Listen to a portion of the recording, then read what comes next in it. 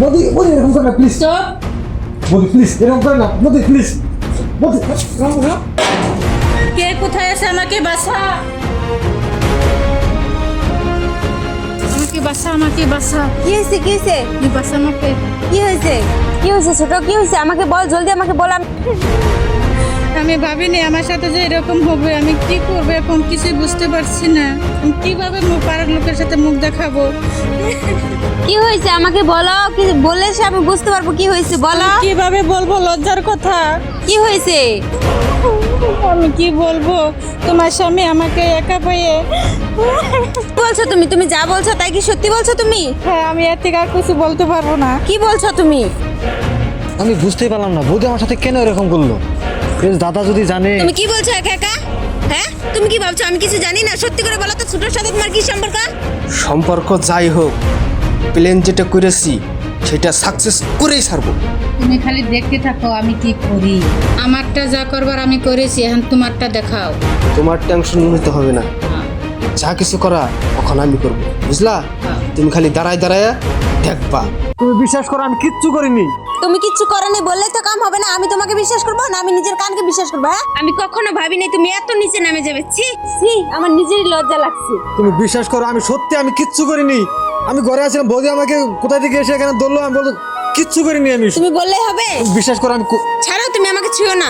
ছি এইসব দেখার আগে আমার কেন মরণ হলো না? বিশ্বাস করো আমি তোমার মাথার উপরে হাত চেয়ে বলছি। তুমি আমাকে ছুঁয়ো না। সে কি বিশ্বাস করবে বৌদি? কি বিশ্বাস করবে? আমি নিজে কানে শুনেছি, আমার বউ কখনো মিশা কথা বলবে না, বুঝলি? বৌদি দাদা লজ্জা করে না? ছোট বউ হয় তার শরীরে হাত দিয়েছে, জবরদস্তি করেছে। আমি কিচ্ছু করিনি, তাহলে বিশ্বাস করো আমাকে। আমি লোক ডাকবো, তোমার নাকি বিচার ডাকবো, তারপরে যা হয় হবে। কি বিশ্বাস করবো তোমাকে? তুমিও বিশ্বাস করছো না কেন? আইনের লোকে যাবো আমি। দাঁড়া, আমি কিচ্ছু করিনি, বিশ্বাস কর। তুমি কিচ্ছু করো না, তোমার চরিত্র খারাপ দাদা, আমি কখনো ভাবি নাই দাদা। আমি কিচ্ছু করিনি, তোকে লোক ডাকতে হবে না, আমি কিচ্ছু করিনি। বৌদি আমি দাঁড়াও, আমি এসবের মধ্যে নাই। তোমরা দুই ভাই যাও না তাই করো গা, আমার কোনো আফসোস নাই। দাদা নামে ক্যাশ করবো আমি। দাঁড়াও, আমি তোমার এক্ষুনি দাদার যাচ্ছি। বাদ এই খাবো। যাস না, শোনো না, কি? আমি একদম কান ধরে সত্যি বলছি, আমি কিচ্ছু করিনি বৌদিকে। তাহলে- বৌদিকে আমাকে ধরেছিল। ও যদি লোককে বলে আমার মান সম্মান থাকবে, আমার তো একদম মরা ছাড়া কোনো বুদ্ধি থাকবে না। তুমি সত্যি বলছো? তুমি বৌদিকে কিছু করনি? আমি কিচ্ছু করিনি, আমি সত্যি বলছি। এবার আমি কি করবো তাই বললো? তাহলে বৌদি কেন ওসব বললো? আমি সেটাই তো বুঝতে পারছি না কেন বললো সব। ও। তুমি ওকে ডাকো, কি করবে করা, ম্যানেজ করো এটা কিভাবে করে কি করবে। ঠিক ও আছে, লোক বললে কিন্তু আমার ইজ্জত থাকবে না। আমি ওদেরকে বলে দেখি দেখি কি বলে। বলেছিলাম না কাজ হয়ে যাবে, কাজ হয়ে গেছে, ওদের জটমটো লাগিয়ে গেছে একদম। বিয়ে হয়েছে। দাঁড়াও, কি করবো? আমি ওদের দাদাকে আমি পুলিশের হাতে তুলে দেবো, বুঝলা? না আপনি এসব করেন না জানি। দেখুন দাদা ওর ভুল হয়ে গেছে, আপনি বৌদি। ক্ষমা করে দেন। কি এর ভুল হয়েছে? সব বাড়ি মেনে থেকে নিবো, এটা কখনো আমি মেনে নেবো না। আমার বউয়ের গায়ে হাত তুলেছে, হাত মানবো দিয়েছে, না। ভুল হয়েছে, এখন কি করব বল? এটা আমি মানতে পারবো না বৌদি। আপনি যতই বলেন আমি কখনো এটা ক্ষমা করবো না। আমি সবাইকে বলে দেবো, যে দাদা আমার বউয়ের শরীরে হাত দিয়েছে, এটা আমি মানবো না বৌদি। দাদা কাউকে বললেন না দাদা, প্লিজ আমি আপনাদের পায়ে ধরে বলছি কাউকে বললেন না। এর বিনিময়ে আপনারা যা করতে বলবেন আমরা তাই করব, তবু কাউকে বললেন না দাদা। এইভাবে আমাকে মান সম্মান ধুলা মিশিয়ে দিন না। না না বৌদি, এটা কখনো মেনে নেওয়া যাবে না। No no no please, no please. শোনো না, এখন কি করা যাবে? তোমারই তো দাদা। এক কাজ করো, মানতে পারে কিন্তু একটা শর্ত আছে। কি শর্ত আছে? কি শর্ত আছে তোমার? তাদেরকে বাড়ির থেকে তাড়িয়ে দাও এক্ষুনি। এটা শর্ত? বৌদি এটার জন্য এত বড় শাস্তি দিলেন আমাদের, আমরা কোথায় যাবো এই বাড়ি ছেড়ে? ঠিক আছে তাহলে বৌদি আমি আসি। না না না যেতে হবে না, আপনারা যা বলবেন আমরা তাই করব। আর কি করব, আমরা নিরুপায়। না আমাকে যেহেতু ভুল হয়েছে আমরা চলে যেতে হবে বাড়ি ছেড়ে। হ্যাঁ এক্ষুনি চলে যান। ভুল করেছে, ভুলের শাস্তি পেতেই হবে। হ্যাঁ যান।